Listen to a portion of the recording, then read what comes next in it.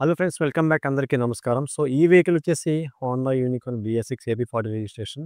ఏంది భయ్యా అప్పుడు కొత్త బండి రిపేర్‌కొచ్చిందంటే రావాలండి. కరెక్ట్‌గా మెయింటెనెన్స్ తీసుకొని జస్ట్ ఒక 300 గురించి ఆలోచించడం వల్ల అంటే కావాలని చేసింది గాదు. 300 వల్ల దగ్గర దగ్గర 1500 అయితే ఖర్చయింది.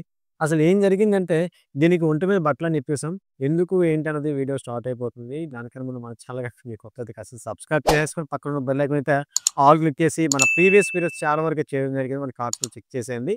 సో, ఈ వెహికల్ ట్యాంక్‌లోకైతే వాటర్ వెళ్ళిపోయింది. ఎందుకంటే ట్యాంక్ కవర్ అయితే లేదు. ఓకే. ట్యాంక్ కవర్ లేకపోయినా సరే మనకి డ్రైన్ హోల్ ఉంటుంది కదా ట్యాంక్‌లో. దాని ద్వారా పోవాలి కదండీ! అది కూడా మూసుకుపోతే ఏమైతది? మునిగిపోతది. సో, ట్యాంక్‌లోకైతే వాటర్ వెళ్ళిపోయింది. కస్టమర్ వచ్చి రాగానే బండి ఆగిపోతుందన్నారు. చెక్ చేయకుండా కన్ఫర్మ్ చెప్పాం. చెక్ చేసిన తర్వాత బండి మీ దగ్గర అవుతుందా? అవ్వదా? అని అడిగారు. 100% అవుతుంది. వన్స్ నా దగ్గరికొచ్చాక నువ్వు వేరే దగ్గరికి వెళ్ళడానికి ఆప్షన్ ఉండదని చెప్పాననమాట. ఎందుకంటే మన దగ్గర కంప్లెయింట్ సాల్వ్ అయిపోతుంది కాబట్టి. సో, తీరా ఫస్ట్ ప్లగ్ పోతే ప్లగ్ మార్చాను షార్ట్ అయిందని. అయినా సరిపోలేదు. తీరా చెక్కేస్తే ట్యాంక్ డ్రైన్ హోల్ కూడా ఫిల్ అయిపోయి మొత్తం అంతా కూడా వాటర్ ఎప్పటినుంచో ఫార్మ్ అయ్యి ఉంది.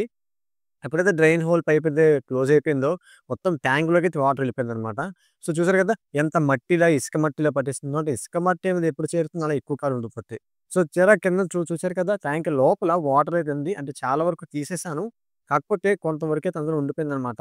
సో, దీన్ని ఎట్లా క్లీన్ చేసుకోవాలి?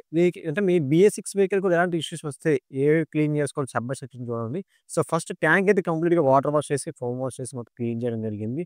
అండ్ నెక్స్ట్ దీనికి హోండా విషయానికొచ్చాకే పెట్రోల్ ఫిల్టర్ అయితే ఉంది. పెట్రోల్ ఫిల్టర్ కూడా జాగ్రత్తగా క్యాప్ అయితే ఓపెన్ చేయండి.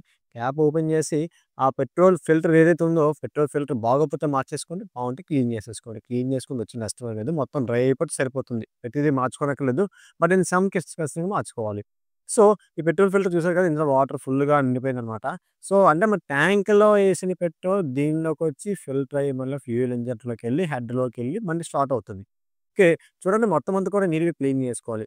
భయ్యా పెట్రోల్ ఫిల్టర్ అనేది ఎప్పటికి మార్చుకోవాలంటే నేను సజెస్ట్ చేసేది ఎవ్రీ 10,000 కిలోమీటర్స్‌కి ఆయిల్ ఫిల్టర్, పెట్రోల్ ఫిల్టర్ మార్చేసుకోవడం బెటర్. ఓకే. బండయితే చూడండి 10,000 కూడా తిరగలేదు. 10,000 తిరగకుండా కంప్లెయింట్ అంటే చాలా బాధ అనిపిస్తది కస్టమర్‌కి కూడా. సో, ఇంకేముందండి కిందన ఈ బుడ్డి మొత్తం క్లీన్ చేసేసాం. ట్యాంక్‌కి కూడా క్లీన్ చేసాం. ఇంక ఎండింగ్ ఏముంది? ఈ బుడ్డికి కనెక్ట్ అయ్యే పైప్ అలాలు ఇంజెక్టర్‌కైతే ఎళ్తుంది. హెడ్‌కి కనెక్ట్ అయ్యి ఉంటుంది. సో, ఇంజెక్టర్‌లోకి కూడా వాటర్ వెళ్తుందండి. వెళ్ళకపోవడం ఉండదు. వెళ్ళకుండా మరి ఇంజిన్ ఎందుకు స్టార్ట్ అవ్వదండి?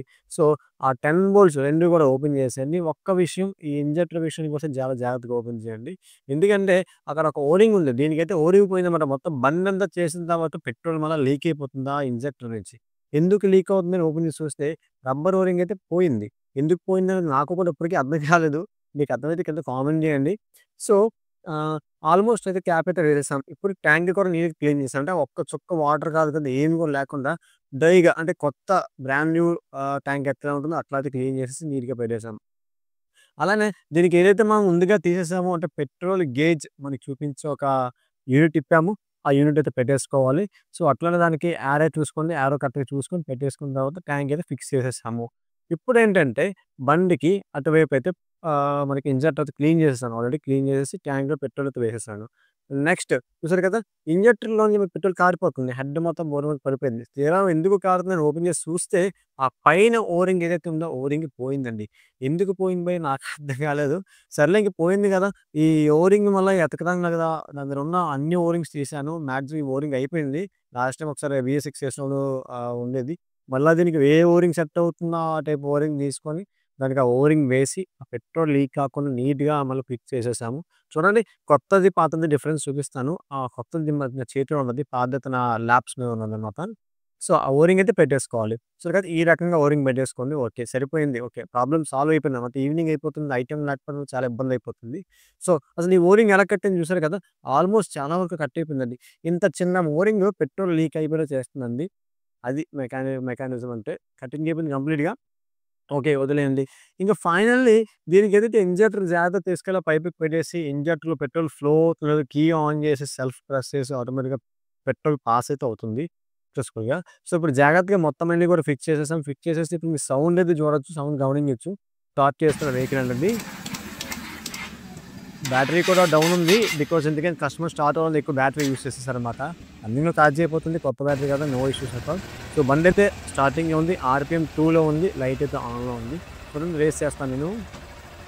సో, బండి కంప్లీట్‌గా సక్సెస్‌ఫుల్‌గా ప్రాబ్లమ్ క్లియర్ అయిపోయింది. సో, ఇదంతా ఎందువల్ల వచ్చిందంటే ట్యాంక్ పైన కవర్ లేకపోవడం వల్ల ఈ ఇష్యూ అయితే రావటం జరిగింది. సో, మీరు కూడా మీ యొక్క వెహికల్స్ కానీ ట్యాంక్ కవర్ గనక లేకపోతే ఖచ్చితంగా ట్యాంక్ కవర్ అయితే వేసుకోండి. లేకపోతే ఇలాంటి ఇష్యూస్ వస్తాయి. ఇది BS6 కాబట్టి ఇందులోకెళ్ళింది అదే మామూలు BS4 మామూలు కార్బొరేటర్ ఉందనుకోండి కార్బొరేటర్‌లోకెళ్ళిపోతుంది. అట్నే ఎయిర్ ఫిల్టర్‌లోకెళ్ళిపోతుంది. చాలా కంప్లెయింట్స్ వస్తాయండి. కేవలం ఒక్క ట్యాంక్ కవర్ కోసం ఇంత అవసరమా చెప్పండి? ఫైనల్లీ కష్టపడైతే ట్యాంక్ కవర్ అయితే వేయించుకున్నాడు. సో, ఇలాంటి ఇన్ఫర్మేటివ్ వీడియోస్ మన ఛానెల్‌లో చాలా ఉన్నాయి. మన ఛానెల్ గాని మీకు కొత్తగా కాస్త సబ్స్క్రైబ్ చేసుకొని బెల్ ఐకాన్ ఆల్ క్లిక్ చేసేయండి. అండ్ మరొక కొత్త వీడియోలో కలుద్దాం. జై హింద్.